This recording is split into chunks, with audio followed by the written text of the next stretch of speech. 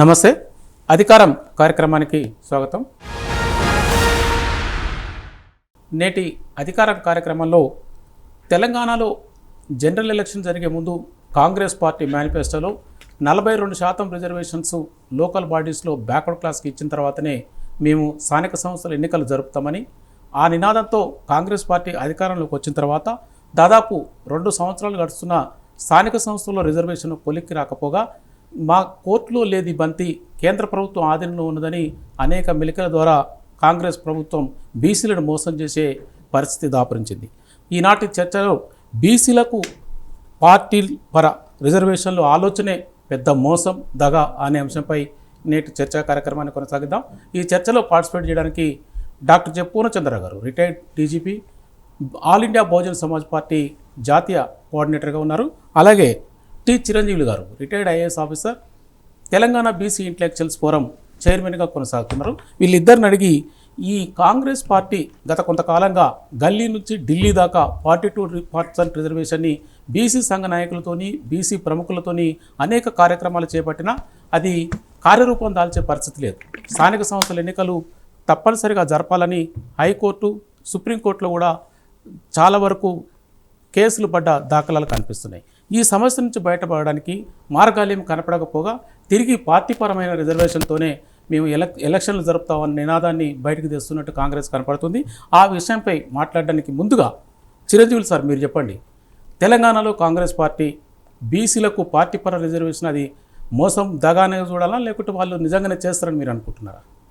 లేలే, పార్టీ పరంగా చేస్తామనే ఆలోచన ఇట్ సెల్ఫ్ ఈజ్ ఏ మోసం, దగా సార్. సో వీళ్ళు పార్టీ పరంగా చేస్తారా లేదా పక్కన పెడదాం. వీళ్ళు పార్టీ పరంగా మేము 42% ఇస్తామని చెప్పేసి ఏదైతే వీళ్ళు చేస్తున్నారో అది ఎట్టి పరిస్థితుల్లోనూ ఎవరికి కూడా యాక్సెప్టబుల్ కాదు.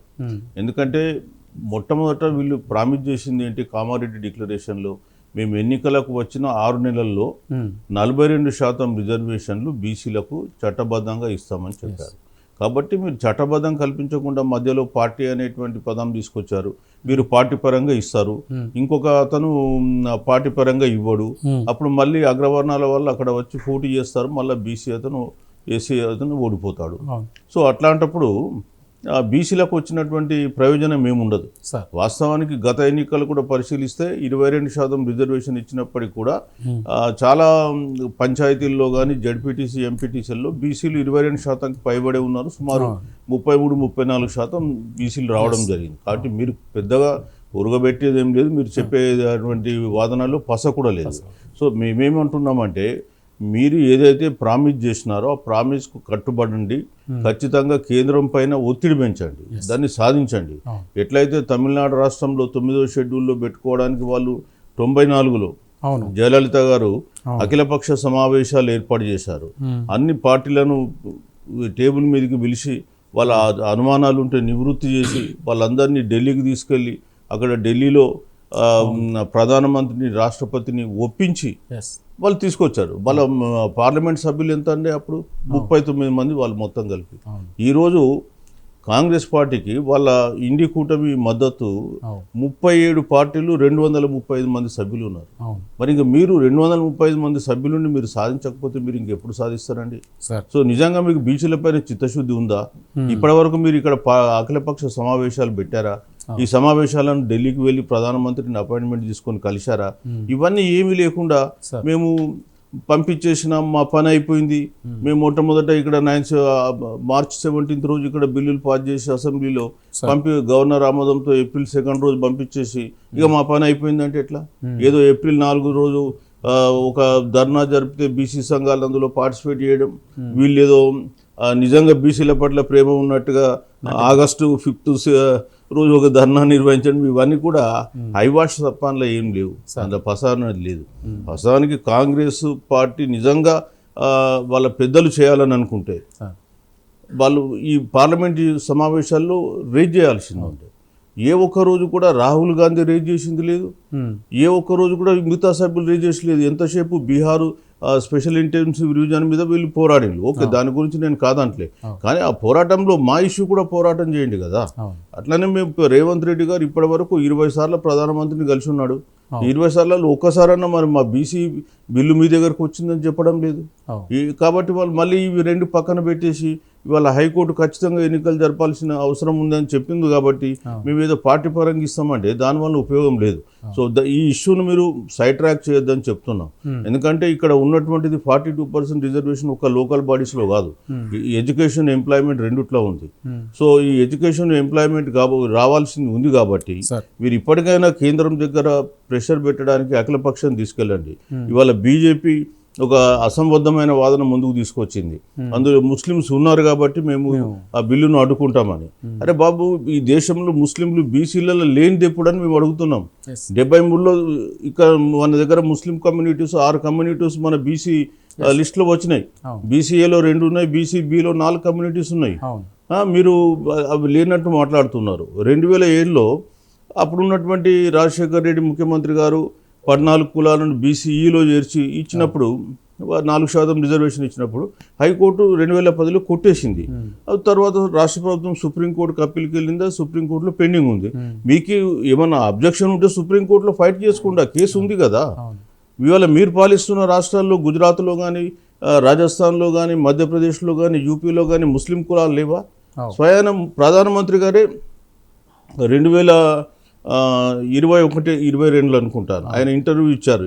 ఆ ఇంటర్వ్యూలో నా దగ్గర ఆ వీడియో కూడా ఉంది. ఆ ఇంటర్వ్యూలో ఆయన స్పష్టంగా చెప్పిండు, మా దగ్గర కూడా 70 కులాలు బీహార్లో ముస్లిం కులాలు ఉన్నాయని బీసీ లిస్టులో. ఇవాళ కొత్తగా లిస్టులో కలిపినట్టు చెప్పి బీసీలను అడ్డుకుంటుంటే ఎట్లా? ఇప్పుడు మొదటి నుంచి కూడా ఏంటంటే బీజేపీ డిఎన్ఏనే బీసీలకు రిజర్వేషన్లు వద్దు. 1990లోనే మండల్ కమిషన్ రికమెండేషన్స్ను అడ్డుకున్నారు వాళ్ళు. దేశవ్యాప్తంగా కమండల్ యాత్ర చేసిండ్రు రిజర్వేషన్లకు వ్యతిరేకంగా. తర్వాత వాళ్ళ ఆత్మ ఎప్పుడు కూడా ఏంటంటే ఉన్నత వర్గాల కొరకు వాళ్ళది స్పందిస్తుంటుంది. ఎవడు అడగకుండానే వాళ్ళు 10% ఈడబ్ల్యూఎస్ రిజర్వేషన్లు, అది కూడా వారం రోజులల్లా. పార్లమెంట్లో క్యాబినెట్ డెసిషన్ ఎప్పుడు తీసుకుందండి? 2019 జనవరి 7వ తారీఖు. జనవరి 7, 2019 క్యాబినెట్ డెసిషన్, 8 రోజు లోక్సభ, 9 రోజు రాజ్యసభ, తర్వాత 11వ రోజు 12వ రోజు రాష్ట్రపతి ఆమోదం, దేశవ్యాప్తంగా 14వ తారీఖు నుంచి అమలు. అది కూడా చట్టంలో ఏం పెట్టి వీళ్ళు ఎంత క్లేవర్గా వీళ్ళు మిస్లీడ్ చేస్తారంటే అప్ టు 10% అని అందులో చట్టం పెట్టి దేశవ్యాప్తంగా 10% అమలు చేసి. సో ఇది ఎంత మోసం అండి. మళ్ళీ ఇప్పుడు 4% వీళ్ళు చేయొచ్చు కదా కొన్ని రాష్ట్రాలలో. కొద్దిగా ఛత్తీస్గఢ్ లాంటి వాళ్ళు 4% పెట్టిండ్రు, తర్వాత గవర్నర్కు ఆమోదం కాల పక్కన పడేశారు. తమిళనాడు లాంటి రాష్ట్రం మేము చేయమని చెప్పేశారు. సో వీళ్ళు దేశవ్యాప్తంగా 10% దాన్ని అంటే గంపగుత్తగా అమలు చేసేసారు. మ్యాక్సిమం సీలింగ్ చట్టంలోనేమో అప్ టు 10% అని పెడతారు. సో ఈ విధంగా బీసీలను అణచివేయడం లోపల మొదటి నుంచి కూడా బీజేపీ పార్టీ ఒక ముందుంజలో ఉంది. అట్లనే కాంగ్రెస్ పార్టీ కూడా, వీళ్ళేం చిన్న మహాత్ములు కాదు. 1950లో కులగణన చేసి రిజర్వేషన్లు పెట్టండి అంటే కులగణన అడ్డుకున్నారు ఆ రోజున నెహ్రూ. కాకా కాలేకర్ కమిషన్ అంబేద్కర్ గారి డిమాండ్ మేరకు పెట్టినప్పటికీ కూడా ఆ రిపోర్ట్ను 55లో నెహ్రూ గారు పార్లమెంట్లో పెట్టకుండానే ఆయన తర్వాత కొట్టేసినారు. 55లో ఆయన రిపోర్ట్ ఇచ్చినాడు.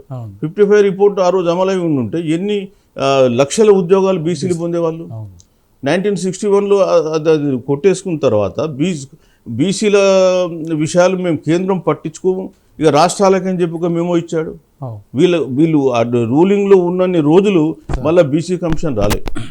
జనతా గవర్నమెంట్ వచ్చినాక మళ్ళీ BC commission second BC commission mandal commission వచ్చింది. మళ్ళీ వీళ్ళు రూలింగ్లకు వచ్చిళ్ళు, మళ్ళీ ఆ మండల్ కమిషన్ రిపోర్ట్ పక్కన పడేశారు. మళ్ళీ వీపీ సింగ్ గవర్నమెంట్ వచ్చిన తర్వాత మండల్ కమిషన్ అమలైంది. కాబట్టి వీళ్ళు బీసీల రిజర్వేషన్ గురించి మాట్లాడారు. ఒకటే చిన్న విషయం చెప్తాను, ఈడబ్ల్యూఎస్ రిజర్వేషన్కి వచ్చినప్పుడు పార్లమెంట్లో ఉన్న ఎక్సెప్ట్ బీసీలకు సంబంధించిన పార్టీలు డిఎంకే, ఏడిఎంకేలు కానీ అక్కడ యూపీలో ఉన్నటువంటి పార్టీలు అడ్డుకున్నాయి తప్ప ఏ ఒక్క పార్టీ కూడా ఈడబ్ల్యూఎస్ రిజర్వేషన్లు వద్దు, దీనివల్ల బీసీలకు మిగతా వర్గాలకు నిజంగా కూడా తీవ్రమైన అన్యాయం జరుగుతుందనేటువంటి విషయాన్ని మాట్లాడలేదు. కాంగ్రెస్ ఏం చెప్పింది, లేలే ఇవాళ ఈడబ్ల్యూఎస్ రిజర్వేషన్లు వస్తున్నాయంటే మా పుణ్యమే, మేము ఆ రోజు మేజర్ సిన్హా కమిటీని 2015లో మన్మోహన్ సింగ్లో అపాయింట్మెంట్ చేసినాం, ఆ రిపోర్టు 2010లో వచ్చింది, సో దాన్ని ఇవాళ మీరు తీసుకొచ్చి ఇంప్లిమెంట్ చేస్తున్నారని చెప్పి వీళ్ళు క్లెయిమ్ చేసుకున్నారు. అట్లనే బీజేపీ అయితే ఎవడు అడగకుండా ఇచ్చిండ్రు, ఇక మిగతా ఎవడు కూడా పట్టించుకోలేదు. సో అందుకని బీసీలకు ఏ పార్టీ అయినా అన్యాయం చేసినటువంటిదే. సో బీసీ ప్రజలు అది తెలుసుకోవాల్సి ఉంటుంది. అందులో ఇప్పుడు 42% పార్టీ పరంగా ఇవ్వడం అనేది ఇంకా నిజంగా బీసీలను వీళ్ళు ఇంత కులగణన చేసి చట్ట సభలలో ఇవన్నీ పెట్టేసి మళ్ళా లాస్ట్ మొదటికే రావడం అంటే బీసీలను కంప్లీట్ దగా చేసినట్టుగా నేను భావిస్తాను. Okay, thank you sir. Sir Punachandra garu, మీరు చెప్పండి, ఇప్పటివరకు చిరంజీవి సార్ చెప్పిన దాంట్లో ఫస్ట్ నుంచి కూడా పార్టీ పర రిజర్వేషన్లు అనేది బీసీలకు కాంగ్రెస్ పార్టీ మోసం చేస్తుంది, దగా చేస్తుందని అనుకోవాలా? అంటే చిరంజీవి సార్ సంపూర్ణంగా చెప్పినారు దాని విషయంలో. మీ ఉద్దేశం ఏంటి సార్ ఈ విషయంలో? బీసీలకు పార్టీ ఎప్పటికైనా కానీ ఈ ప్రభుత్వాలు అటు కాంగ్రెస్ కానీ ఇటు బీజేపీకి కానీ బీసీలకి రిజర్వేషన్లు ఇవ్వకూడదండి. ముందు అది తీర్మానం వాళ్ళకి ఇంటర్నల్గా ఉంటుంది సార్. ఇవ్వకుండా ఇస్తున్నట్టు నటించాలి. సో అది ఎలాగూ ఈ చట్టం కాదు కాబట్టి ఈ రోజున ఏమంటున్నారంటే పార్టీ పరంగా మేము రిజర్వేషన్లు ఇస్తాం అని చెప్పి కంటి తుడుపు చర్యగా బీసీలని మభ్య పెట్టే ప్రయత్నం చేస్తానికి కాంగ్రెస్ పూనుకుంది. ఇప్పుడు ఇది ఏంటంటే ఇది ఒక చిత్రమైన ఆట. ఈ పాలక కులాలు చేసే ఆటలు ఇట్లనే ఉంటాయి. బీసీలు ఇప్పటికైనా గమనించాలి సార్. ఇప్పుడు మనం అటు ఆంధ్రప్రదేశ్ రాజకీయ పరిస్థితులు ఇటు తెలంగాణ రాజకీయ పరిస్థితులు కంపేర్ చేస్తే మనకి ఇక్కడ బీసీలకు జరుగుతున్న మోసం తెలంగాణలో ఏం జరుగుతుందో మనకి ఈజీగా అర్థమైపోతుంది సార్. ఇప్పుడు ఇక్కడ తెలంగాణలో కాంగ్రెస్ ప్రభుత్వం వాళ్ళు కామారెడ్డి డిక్లరేషన్ చెప్పిన విధంగా 42% రిజర్వేషన్ ఇస్తామని ఒక చట్టం చేసింది సార్. మరి ఈ మాత్రం చట్టం చంద్రబాబు నాయుడు చేయలేడండి. చంద్రబాబు నాయుడు కూడా ఆయన 34% హామీ ఇచ్చాడుగా రిజర్వేషన్లు బీసీలకి. మరి ఎందుకు చేయట్లా? ఆయన చేస్తే ఏంటంటే ఆయన సెంటర్లో బీజేపీతో పాటు ఎన్డీఏ భాగస్వామి కాబట్టి కేంద్ర ప్రభుత్వంలో ఉంది కాబట్టి జయలలిత ఎట్లయితే రిజర్వేషన్లు ఇప్పించుకుందో ఈయన ఇప్పించుకోవాల్సిన అవసరం వస్తుంది. ఇప్పుడు ఆ రోజున జయలలిత కాంగ్రెస్ ప్రభుత్వంతో ఉంది, ఏడీఎంకే అధినేతగా చీఫ్ మినిస్టర్గా ఉండి ఒక నెల రోజులు క్యాంప్ చేసి ఆమె రిజర్వేషన్ సాధించుకొచ్చింది. బీసీలకి 69% రిజర్వేషన్లు అక్కడ అమలవుతున్నాయి. సో ఇక్కడ ఏంటి, ఇదే మోడల్ చంద్రబాబు నాయుడు ఫాలో అవ్వాలి. 34% అనుకుందాం, తక్కువే అనుకుందాం. ఇక్కడ 42% ఎక్కువ, అది 34 తక్కువ. కానీ ఆయన ఇచ్చింది 34 కదా. నేను ఇస్తానని చెప్పి వెళ్ళాడు కదా, ఏది ఎలక్షన్స్కి వెళ్ళాడు. ఆ 34% ఏ రకంగా క్యాలిక్యులేట్ చేశాడని అది వేరే సబ్జెక్ట్. అది తక్కువనా ఎక్కువనా అది పక్కన పెడదాం సార్. కనీసం 34% రిజర్వేషన్ సాధించాలంటే చంద్రబాబు నాయుడు సాధించలేడా? 100%. జయలలితకున్న తెలివి ఆయనకి లేదా? మరి ఎందుకు చేయడాయన చేయరు, వాళ్ళు ఇవ్వరు. ఒకవేళ చేసుకొస్తే అక్కడ టకీమని బీజేపీ ఒప్పుకోవాల్సి వస్తుంది. బీజేపీ ఒప్పుకుంటే అప్పుడు ఆటోమేటిక్గా ఏమవుతుంది, బీసీలు పైకి వస్తారు. బీసీలు పైకి రావటం ఈ పార్టీలకు ఇష్టం లేదు, టీడీపీకి కానీ ఇటు బీజేపీకి కానీ. కానీ ఇక్కడికి వచ్చేటప్పుడు కాంగ్రెస్కి ఏముంది, కాంగ్రెస్కి ప్రతిపక్ష పార్టీ ఇక్కడ సెంటర్లో బీజేపీకి. అందుకని ఏం చేసింది కాంగ్రెస్, వాళ్ళకి ఏదైతే రిజర్వేషన్ 42% రిజర్వేషన్లు కామారెడ్డి డిక్లరేషన్ ప్రకారం రిజర్వేషన్లు ఇచ్చేసి చట్టం చేసేసి వాళ్ళు చేయాల్సిన పని అంతా చేసి మా చేతులు ఏం లేదని చేతులు దులుపుకున్నారు. చేతులు దులుపుకున్నాక ఏమైంది, బీజేపీ వాళ్ళు మళ్ళీ పాడపాడటం మొదలుపెట్టారు. ఈ ముస్లింలకి తీసేస్తే మేము ఇస్తామని. అసలు అదేంటి చెప్పండి? అది ఆ రకమైనటువంటి స్టేట్మెంట్ అటు బండి సంజయ్ కానీ ఇటు రామచంద్రరావు కానీ లేకపోతే కిషన్ రెడ్డి కానీ ఇవ్వటంలో ఆంతర్యం ఏంటి? మరి ముస్లింలకు రిజర్వేషన్లు ఇంతకుముందు లేవా? ఆంధ్రాలో కానీ తెలంగాణలో కానీ గుజరాత్లో లేదా? గుజరాత్లో బీజేపీ ప్రభుత్వం రిజర్వేషన్లు ఇవ్వలేదా? మోడీ కాదా ఇచ్చింది రిజర్వేషన్లు? మరి సెంటర్లో ఓబీసీ కింద ముస్లింలకు రిజర్వేషన్ లేదా?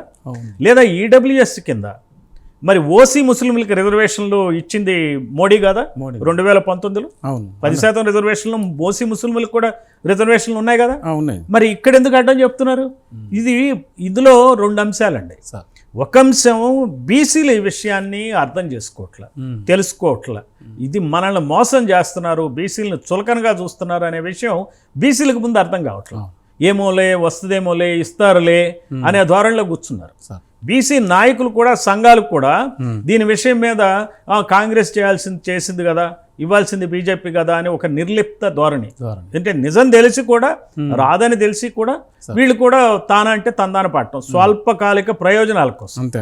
సో దీంతో ఏమైపోతుందంటే ఇక్కడ కాంగ్రెస్ ఎప్పుడైతే 42% చట్టం చేసిందో వాళ్ళ పని అయిపోయిందని హాయిగా కూర్చున్నారు. ఇదే కాంగ్రెస్ మరి జయలలిత మార్గంలో నడవచ్చు కదా. ఇప్పుడు ఈ రోజున నువ్వు ఒక హామీ ఇచ్చి ప్రజలకు హామీ ఇచ్చి 42% ఇస్తానని చెప్పి ఇవ్వనప్పుడు నువ్వు ప్రభుత్వం తప్పుకోవాలి. రిజైన్ చేయాలని బెదిరించాలే లేదు. ఒక యాజిటేషన్ పాత్రనే తీసుకోవాలి కదా. అవును. మరి బీఆర్ఎస్ కూడా ఈ రోజున పని చేయాల్సి ఉండే. బీఆర్ఎస్ కూడా 42% రిజర్వేషన్లు మేము ఒప్పుకుంటున్నాం అని అన్నప్పుడు మరి కేసీఆర్ నాయకత్వంలో టీఆర్ఎస్ తెలంగాణ అప్పుడు ఏం చేసిందండి? తెలంగాణ ఇవ్వనప్పుడు మొత్తం కాంగ్రెస్ నాయకుల్ని, టీడీపీ వాళ్ళని, బీజేపీ వాళ్ళని వాళ్ళు ఎక్కడికక్కడ ఇళ్ళు ముట్టడించటం, గొరావులు చేయటం, విపరీతంగా విమర్శించటం, మరి ఈవెన్ వాళ్ళ పదవులకి రిజైన్ చేయటం జరిగింది.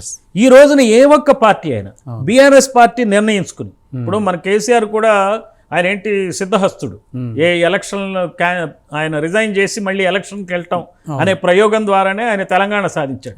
ఈ రోజున బీసీలకి ఆయన ఏమైనా చేయదలుచుకుంటే మూకుమ్మడిగా వీళ్ళు రిజైన్ చేస్తే, ఎమ్మెల్యేలు రిజైన్ చేసి ఎలక్షన్కి వెళ్ళమనండి, మొత్తం ప్రభుత్వాలు వణికిపోతాయి. అటు బీజేపీ ఇటు కాంగ్రెస్ చచ్చినట్టు రిజర్వేషన్ ఇవ్వాల్సి వస్తుంది. కానీ చేయడు ఆయన. ఎందుకంటే హార్ట్స్ ఆఫ్ హార్ట్స్లో వీళ్ళకి నిజంగా హృదయంలో అటు టీఆర్ఎస్కి కానీ, బీఆర్ఎస్కి కానీ, బీజేపీకి కానీ, కాంగ్రెస్కి కానీ బీసీలకి రిజర్వేషన్లు ఇవ్వటం ఇష్టమే లేదు. ఇది మేము రాసి పెట్టుకోండి. మీరు బీసీలు ఉద్యమించందే, ఈ ప్రభుత్వాలు బీసీలు పడగొట్టే స్థాయి కలిగినప్పుడే బీసీలకు రిజర్వేషన్లు వస్తాయి. ఇది బీసీలు గమనించాలి. ఆంధ్రప్రదేశ్ ఇంకా దయనీయమైన పరిస్థితి. తెలంగాణలో కనీసం చర్చ సాగుతుంది. 42% అనే మెసేజ్ ప్రతి బీసీకి వెళ్ళింది ఈ రోజున. ఇది అటు కాంగ్రెస్ కానీ ఇటు బీజేపీ కానీ రాజకీయమైనటువంటి చతురత ఉంటే ఖచ్చితంగా దీన్ని 42% రిజర్వేషన్లు ఇంప్లిమెంట్ చేయడానికి ప్రయత్నం చేయాలి. వాళ్ళు చేయకుండా ఎంత పోస్ట్పోన్ చేస్తే వాళ్ళకి అంత నష్టం. సో అదే ఆంధ్రప్రదేశ్కి వచ్చేటప్పటికి బీసీ సంఘాలు కానీ, బీసీ నాయకులు కానీ ఈ విషయాన్ని గమనించాలా, ఈ విషయాన్ని రైజ్ చేయాలా. తెలంగాణలో ఎట్లయితే మోసానికి గురయ్యే పరిస్థితి ఆంధ్రప్రదేశ్లో బీసీలకు లేదు. ఎందుకంటే అటు చంద్రబాబు నాయుడు ముఖ్యమంత్రి, ఆయన సపోర్ట్తోనే అక్కడ ప్రధానమంత్రిగా మోడీ వెళ్తున్నప్పుడు మరి బీసీలకు రిజర్వేషన్ సాధించడం చాలా ఈజీ. వీళ్ళందరూ కూడా మీరు అక్కడ కూడా చూడండి, ఇక్కడ కులాల పరిస్థితి ఎట్లా ఉంటుందో. అక్కడేమో కమ్మ ప్రభుత్వం, జగన్మోహన్ రెడ్డి మాట్లాడాడు, రెడ్డి పార్టీ. ఇక్కడికి వచ్చేటప్పటికి రేవంత్ రెడ్డి, మళ్ళీ ఆయనతో పాటు బీఆర్ఎస్ నాయకుడు ఆయన వెలమ, మరి కిషన్ రెడ్డి. ఈ కులాల చేతుల్లో పాలన ఉన్నప్పుడు బీసీలకు రిజర్వేషన్లు ఎందుకు వస్తాయి చెప్పండి? వాళ్ళకి తెలుసు బీసీలకు రిజర్వేషన్ వస్తే బీసీలు రాజకీయంగా కానీ, ఆర్థికంగా కానీ బలపడితే వాళ్ళ యొక్క అధికారాన్ని అంతం చేస్తారనే భయం చేతనే వాళ్ళు దీన్ని అవాయిడ్ చేస్తారు. కాబట్టి బీసీలు ఇప్పటికైనా కళ్ళు తెరవాలా. ఈ ప్రభుత్వాలని, ఈ పార్టీల్ని నమ్మితే మాత్రం నట్టేట మునగటమే అని చెప్పి దీనికి ఇప్పుడు కూడా ఒక పాయింట్ చెప్తానండి. అల్టిమేట్గానండి, ఇప్పుడు కాదు, దాదాపుగా 94 సంవత్సరాల క్రితమే ఒకే ఒక మార్గం అంబేద్కర్ సూచించాడు. రిజర్వేషన్ల మార్గాన్ని ఆయన దాన్ని మించిన మార్గమే లేదు. ఈ రోజున ఎస్సీలకి అదే మాదిరిగా విద్యా ఉద్యోగాల్లో చట్టసభల్లో రిజర్వేషన్లు దొరుకుతున్నాయి, ఎస్టీలకు దొరుకుతున్నాయి. బీసీలకు అదే మాదిరిగా దొరికేంత వరకు విశ్రమించకుండా బీసీలు పనిచేసిన నాడే మరి ఈ రోజున మనకి వేరే విప్లవాలు అక్కర్లా. రిజర్వేషన్ అనే దాన్ని సాధించుకుంటే చాలు, అహింసాయుత మార్గంలోనే వెళ్ళాలా. ఈ భావజాల వ్యాప్తి జరగాల. మోసపూరితమైనటువంటి కాంగ్రెస్ యొక్క ఎత్తుగడలకి మోసపోకూడదు. అది కాంగ్రెస్ దగా చేస్తుంది, బీజేపీ దగా చేస్తుంది. రేపొద్దున వంతపాడి బీఆర్ఎస్ కూడా మేము అట్లా ఇస్తాం అన్నా కానీ నమ్మటానికైతే మాత్రం నమ్మితే బీసీలు నట్టేట మునిగినట్టే. Sir thank you sir. Sir Chiranjeevi garu, sir చెప్పినాడు తెలంగాణ, ఆంధ్రప్రదేశ్లో పొలిటికల్ పార్టీలన్నీ అగ్రకులాల చేతిలో, ఆధిపత్య కులాల చేతిలో ఉన్నాయి. కాబట్టి ఎంత అత్యధిక జనాభా ఉన్న బహుజన వర్గాలకు కొన్ని సెక్షన్స్కి మాత్రమే రిజర్వేషన్స్ ఆనాడు అంబేద్కర్ పుణ్యమాని వచ్చినాయి. మిగతా బీసీలకు మాత్రం దాదాపు ఈ జనాభాలో 50% ఉన్నటువంటి ప్రజలు అన్ని పొలిటికల్ పార్టీలతో మోసపడుతూనే ఉన్నారు. దీనికి అంతటికి రాజకీయ చైతన్యమే, భావజాల వ్యాప్తి జరగాలని పూర్ణచంద్ర గారు అంటున్నారు. ఇప్పుడు రేపు భవిష్యత్తులో కాంగ్రెస్ మోసం చేస్తుందని మీరు అనుకుంటున్నారు సార్? 42% ఇప్పుడు వీళ్ళు 42% అఫీషియల్గా ఇస్తాము అని అన్నప్పుడే వీళ్ళు చట్టపరంగా మేము ఇవ్వడం లేదు అనేటువంటి విషయం స్పష్టమవుతుంది సార్. సో వీళ్ళు చట్టపరంగా మేము సాధించలేకపోతున్నామని చెప్పి వీళ్ళు చెప్తున్నారు. సో ఇది మనం బీసీలు చాలా సీరియస్గా పరిగణించాల్సిన అవసరం. ఎప్పుడైనా కానీ ఒక బిల్లు లేదా ఒక చట్టం పాస్ అవుతుందంటే ఆ చట్టం పాస్ చేయడానికి అనివార్యత సృష్టించాలి, అనివార్యమైన పరిస్థితులు మనం సృష్టించాలి. ఆ అనివార్యమైన పరిస్థితులు సృష్టించకపోతే ఆటోమేటిక్గా ఎదుటివాడు ఏం చేసుకుంటాడంటే ఇది టేక్ ఇట్ ఫర్ గ్రాంటెడ్ అని వాపస్ తీసుకోవడానికి ప్రయత్నం చేస్తారు. సార్ మనము ఇవాళ తమిళనాడులో జయలలిత బ్రాహ్మణ్ అయినప్పటికీ కూడా అవును ఆమె ఎందుకు చేయాల్సి వచ్చింది? పివి నరసింహరావు బ్రాహ్మణ్, అవును 39 మంది సభ్యుల కంటే ఎక్కువ బలం లేదు. అయినా ఆమె చేయాల్సిన పరిస్థితి ఏంటంటే ఆడ ద్రవిడియన్ మూమెంట్ ఉంది. సో మనం ఈరోజు అక్కడ తమిళనాడులో పాస్ చేయించకపోతే మళ్ళీ తమిళనాడులో నేను అడుగుపెట్టానని చెప్పి పోయింది ఆమె. కాబట్టి నెల రోజులు 3 నెలలు సరే ఢిల్లీలో ఉంది, క్లియర్ చేసుకుని వెళ్ళిపోయింది. సో అంటే అక్కడ అనివార్యత వచ్చింది, అక్కడ ఇన్ఎవిటబిలిటీ. సో అట్లా ఇక్కడ బీసీలు కూడా ఉద్యమాల్ని నిర్మించుకోవాలి. ఈ అనివార్యత సృష్టించకపోతే ఏ రాజకీయ పార్టీ కూడా మనకు లొంగదు, మనకు ఇవ్వదు. ఇవాళ ఇందిరా సహాని కేసులో మీరు 50% సీలింగ్ విధించండి. అంతకుముందు 1961లో Balaji versus state of Mysore case 50% దాటద్దన్నది కాబట్టి మండల్ గారు 27% ఇవ్వాల్సి వచ్చింది. సరే ఆ తర్వాత దాన్ని రీట్రేట్ చేస్తూ రాజ్యాంగంలో మళ్ళీ ఇందిరా సహాని కేసులో సుప్రీంకోర్టు 9 మంది జడ్జిలు 6 మంది జడ్జిలు అనుకూలంగా ఇచ్చింది, అది అయింది. అదే సుప్రీంకోర్టులో 9 మంది జడ్జిలలో 8 మంది జడ్జిలు ఈడబ్ల్యూఎస్ రిజర్వేషన్ కొట్టేసింది, పివి నరసింహరావు చేసింది. వీళ్ళు మళ్ళీ దాన్ని తెచ్చి 103వ రాజ్యాంగ సవరణ చేసి పెడితే మళ్ళీ కోర్టులు దాన్ని అవును 50% దాటి ఇవ్వచ్చు, ఇది దీనికి దానికి సంబంధం లేదు, ఆర్థికపరమైన రిజర్వేషన్లు కూడా చెల్లుతాయి అన్నారు. రాజ్యాంగంలో ఎక్కడున్నాయండి ఆర్థికపరమైన రిజర్వేషన్లు? ఆ మాటకు వచ్చేస్తే మరి ఆర్టికల్ 15(4), 16(4)లో 50% సీలింగ్ ఉందా? ఏమన్నది అక్కడ? ఎడొకేట్ రిజర్వేషన్ అంది, అంటే సరిపోయే రిజర్వేషన్లు ఇవ్వమన్నారు. అంటే నువ్వెవరు 27% సరిపోతుందని చెప్పడానికి?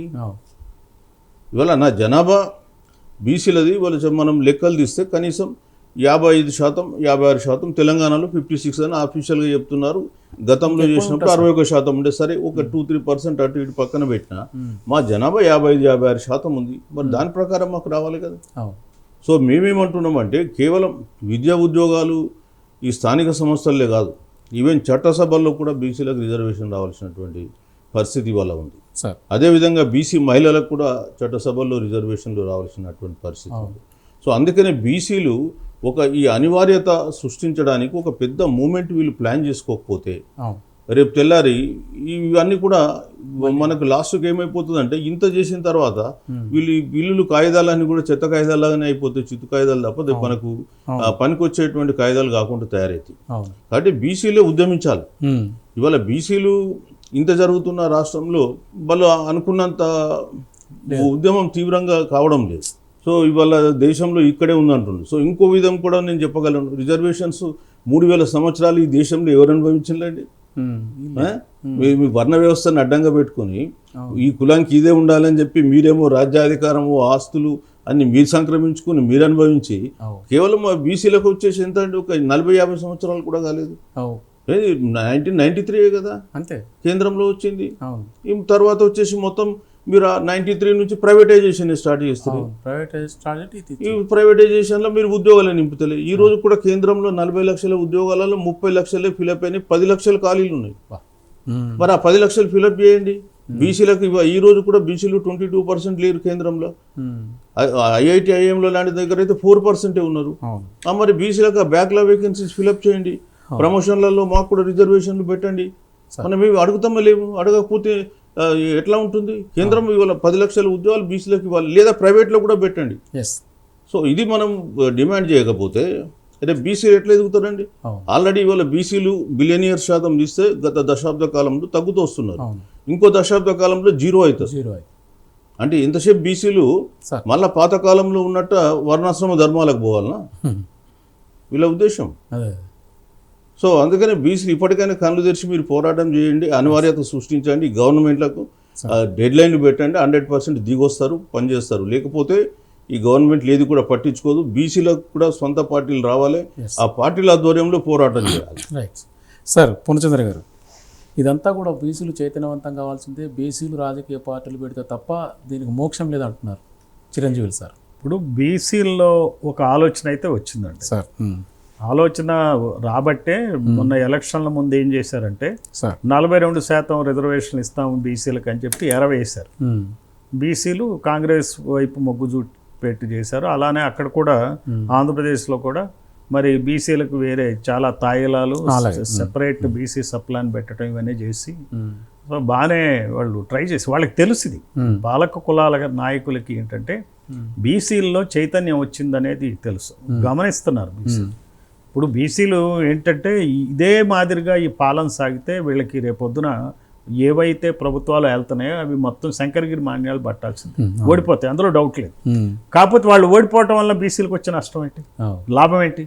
లాభం చూసుకోవాలి కదా. అందుకనే చిరంజీవులు గారు చెప్పినట్టు పొలిటికల్ స్టాండ్ తీసుకోవాలి. ఇప్పుడు బీసీ సంఘాల నాయకులు, బీసీ అనే వ్యక్తి, నువ్వు ఒక పొలిటికల్ స్టాండ్ తీసుకోకుండా ఎన్ని రోజులు ఈ కబుర్లు చెప్తాం, ఎన్ని రోజులు ఈ మాటలు చెప్తాం, థింకర్స్గా ఏదో ప్రవచనకారులాగా మాట్లాడితే ఏం లాభం? అందుకనే నాబోటివాడు తీసుకుంది all India Bahujan Samaj party ఒక పొలిటికల్ స్టాండ్ తీసుకునే, పొలిటికల్గా మనం రాకుండా మరి ఎట్లా మీరు వీళ్ళని నిలదీస్తారు చెప్పండి?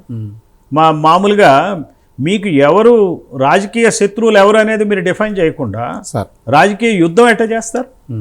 ఇప్పుడు ఇందాక చిరంజీవులు గారు చెప్పినట్టు వేల సంవత్సరాలుగా వాళ్ళకి ఆస్తి హక్కు ఉంది, వేల సంవత్సరాలుగా వాళ్ళకి రాజ్యాధికార హక్కు ఉంది. 70-80 సంవత్సరాలుగా మనకి ఇండియన్ కాన్స్టిట్యూషన్ వచ్చినాక రాజ్యాంగ పరంగా పేపర్ మీద మాత్రం ఆస్తి హక్కు, రాజ్యాధికార హక్కు అందరికి ఉంది. కానీ బీసీలకు ఇంకా ఆస్తి హక్కు ఉంది కానీ ఆస్తులు లేవు, రాజ్యాధికార హక్కు ఉంది కానీ రాజ్యాధికారం లేదు.